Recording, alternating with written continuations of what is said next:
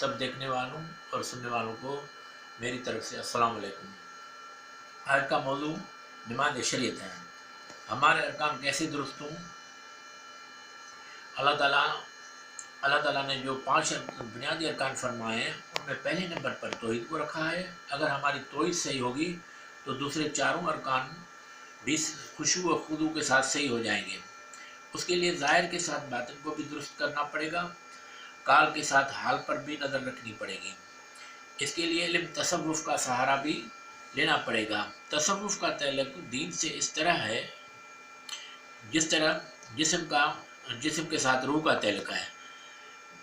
तसव्वुफ़ जिसके बगैर ज़िंदगी ऐसी बेकार है जैसे कार बैटरी के बगैर बेकार रहेगी।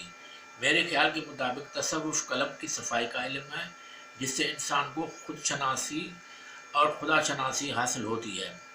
दूसरा रुकन नमाज शरीयत में हमें कैसे हुजूर हासिल हो। अल्लामा इकबाल रहमतुल्लाह फरमाते हैं, जो मैं सर बसजदा हुआ कभी तो ज़मीन से आने लगी सदा, तेरा दिल तो है सनम आशना, तुझे क्या मिलेगा नमाज में। ऐसी नमाज से गुज़र, ऐसे इमाम से गुज़र। नमाज में दो तरफ का ताल्लुक पैदा करने के लिए गौर फिक्र करना है। सज्जे की सिर्फ जगह नहीं देखनी है बल्कि उसकी वजह भी देखनी पड़ेगी। रह गई रस्म आज़ान रूह बिलाली न रही, फ़लसफ़ा रह गया तलकीन ग़ज़ाली न रही। हर चीज़ की दो हालतें होती हैं, एक ज़ाहिर और दूसरी बातनी। इंसान भी ज़ाहिर और बातिन का मजमुआ है। जिस्म इंसान का ज़ाहिर है और रूह उसका बातिन का मजमुआ है। किसी काम का नहीं होता है। बेरूह का जिस्म किसी काम का नहीं होता है, लेकिन जिस्म की अहमियत भी कम नहीं है। जिस्म ही के पैकर में रूह जलवागरा है। अगर जिस्म न हो तो रूह का अदम और वजूद बराबर है। नमाज भी दोनों हालतें रखती हैं, ज़ाहिरी और बातनी। क़याम और कूद और रुकू व सुजूद का मजमुआ नमाज का ज़ाहिर है और उसका जिस्म है, और खुशू व खुज़ू और हुज़ूर क़ल्ब और तवज्जो इल्लल्लाह नमाज का बातिन या रूह उसकी है। नमाज के लिए भी जिस्म और रूह दोनों ही की सूरतें हैं। अगर नमाज में खुशू व खुज़ू और तवज्जो इल्लल्लाह ना हो तो नमाज एक जिस्म पे रूह है। अल्लाह ताला ने जिस नमाज को मुसलमानों के लिए फलाह व सआदत का ज़रिया करार दिया है वो नमाज बाखुशू है। कुरान करीम ने भी छुटकारे के लिए खुशू व खुज़ू को ज़रिया दिया है। कुरान करीम फरमाता है, कद अफ़लहल मोमिनून अल्लज़ीना हुम फ़ी सलातिहिम ख़ाशिऊन। बिलाशबा वो मोमिन फलायाब हुए जो अपनी नमाज में खुशू व खुज़ू करने वाले हैं। खुशू ईमान व इस्लाम की जान है। हदीसों में क़यामत के नज़दीक जिन चीज़ों के उठाने की खबर है उनमें खुशू व खुज़ू भी है। हज़रत अबादा रज़ियल्लाहु तआला ने फरमाया है कि सबसे पहले खुशू उठा लिया जाएगा। यहाँ तक कि भरी मस्जिद में एक भी खुशू व खुशू से नमाज पढ़ने वाला ना होगा। खुशू के हुसूल का सबसे जामे व माने तरीका वही है। हुज़ूर करीम सल्लल्लाहु अलैहि वसल्लम का इरशाद मुबारक है, अंत अब्दुल्लाह कअन्नका तराका व इन लम तकुन तराहु फइन्नहु यराक। तू अल्लाह की इबादत इस तरह करे गोया तू उसे सामने देख रहा है, अगर तू उसे नहीं देख रहा है तो वो तुझे देख रहा है। बस यही वो तसव्वुर है जिसको नमाज की तमाम अरकान व अफ़ाल में कायम रखने की कोशिश करनी चाहिए। जितने दर्जे में ये तसव्वुर कायम किया जाएगा उतने ही दर्जे पैदा होगा। जो लोग खुशू व खुज़ू की असल माना तक पहुँच जाते हैं वो एक वक्त में चारों काम कर रहे होते हैं। कुरान करीम में सूरह अल-नूर में अल्लाह ताला फरमाता है, रिजालुन ला तुलहिहिम तिजारतुन वला बैउन अन ज़िक्रिल्लाह व इक़ामिस सलात व ईताइज़ ज़कात। ऐसे खासान खुदा लोग जिनको खुदा के ज़िक्र और नमाज पढ़ने और ज़कात देने से न सौदागरी गाफिल करती है न ख़रीदो व फ़रोख्त। दूसरी जगह फरमान आए कुरान करीम में, سورہ آل عمران میں الذین یذکرون اللہ قیاما وقعودا وعلی جنوبہم، اور جو کھڑے اور لیٹے اور بیٹھے ہر حالت میں خدا کو یاد کرنے والے ہیں۔ صرف ارکان کی پابندیوں کو حاصل نماز سمجھنا اور دل سے اللہ تعالیٰ کی رجوع نہ ہونا نماز ادا کرنا نہیں ہے، اس مقدس فریضے کا مذاق اڑانا ہے۔ غور باطنان بے حضور کی آگاہی کے لیے حضور کریم صلی اللہ علیہ وسلم کا فرمان ہے، لا صلاۃ الا بحضور القلب، حضور قلب کے بغیر نماز درست نہیں ہوتی ہے۔ مشہور باخدا بزرگ حضرت ابراہیم بن ادم رضی اللہ تعالیٰ رحمۃ اللہ علیہ فرماتے ہیں، نماز سے فارغ ہوتے تو دونوں ہاتھ سے اپنا منہ چھپا لیتے ہیں۔ ان سے پوچھا گیا کہ آپ ایسا کیوں کرتے ہیں؟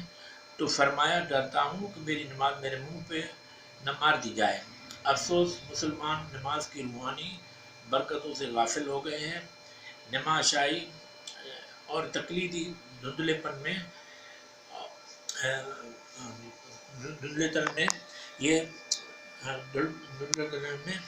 بے رہنما اور چراغ بجھ گیا ہے، تاریکی چھا گئی ہے، گمراہی نے منزل مقصود کی پگڈن لی کی، یعنی اعمال حسنہ اور خلوص سے عبادت کرنا بھلا دیا ہے۔ انہوں نے قرآن کریم کی تعلیم اور رسول شفیق صلی اللہ علیہ وسلم کی وصیت اور پاکیزہ رہنمائی کا کچھ خیال نہیں کیا۔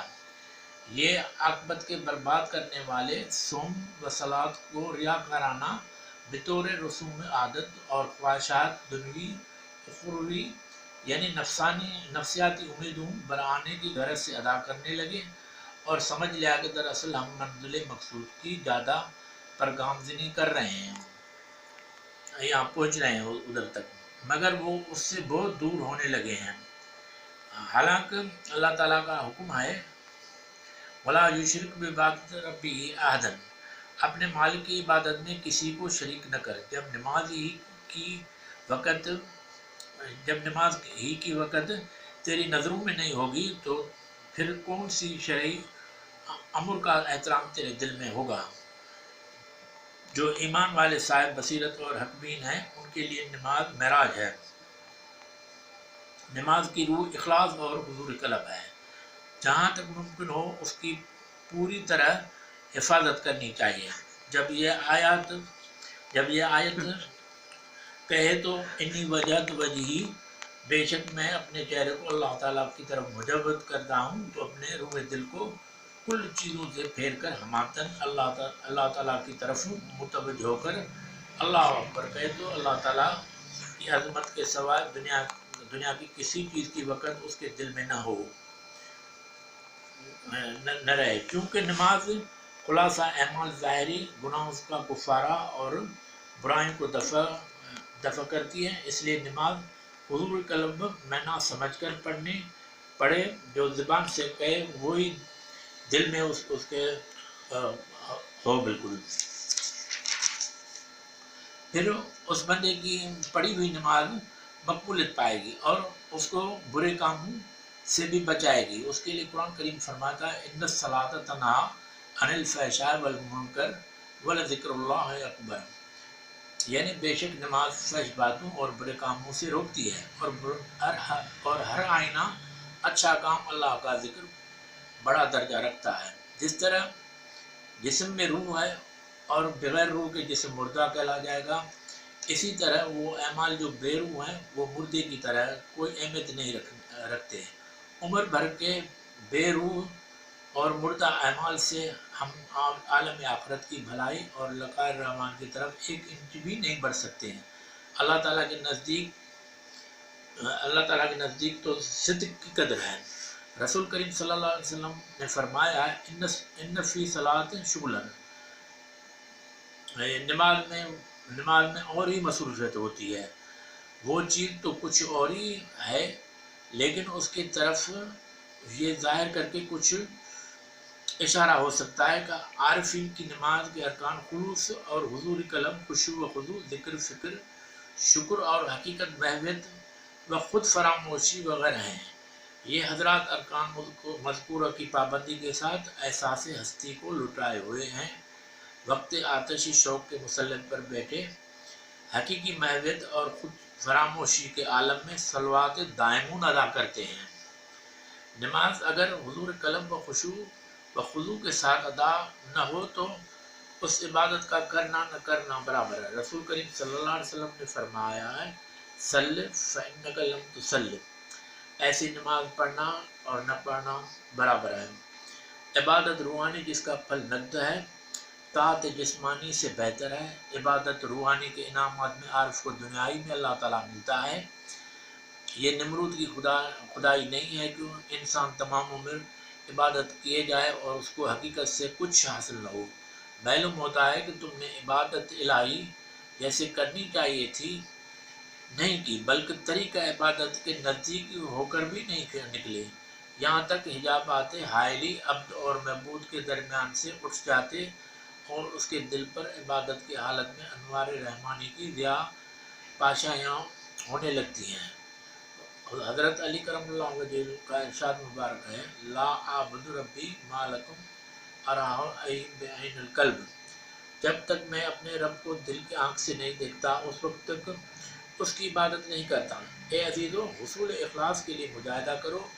جب علم و عمل دونوں ایک پلے برابر ہو جائیں گے تو نماز جو اللہ اور بندے کے درمیان ایک راز ہے اس کی حقیقت تم پر ظاہر ہو جائے گی۔ فقیر نیاز احمد شیخ۔